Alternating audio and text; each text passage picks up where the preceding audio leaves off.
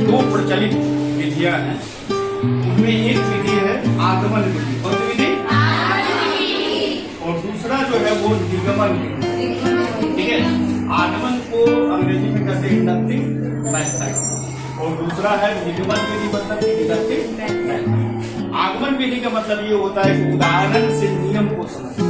क्या मतलब?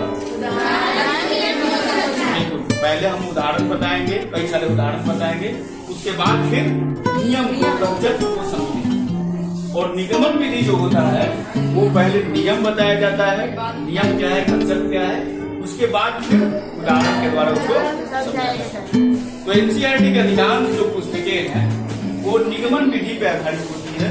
पहले कंसेप्ट बताया जाता है और उसके बाद उदाहरण। लेकिन आप लोग की जो कक्षा का स्टैंडर्ड है, तो आप लोग 8वीं क्लास में हैं, तो जो नीचे क्लास की जो पुस्तकें होती है उसमें सबसे कारगर जो विधि होता है वो आगमन विधि। मतलब कि पहले हम लोग उदाहरण से समझेंगे किसी बात को, उसके बाद जाकर के नियम को समझेंगे, उदाहरण से नियम की ओर चलें। तो एनसीईआरटी के आपकी जो पुस्तकें हैं उसमें कई तरह के पहले उदाहरण दिए रहते हैं। किसी भी चीज को समझने के लिए पहले उदाहरण दिए होते हैं, उसके बाद फिर हम लोग नियम की तरफ चलते हैं। तो सबसे अच्छा विधि आपके लिए कौन सा? आगमन विधि, क्योंकि वो समझ में आ जाएगा।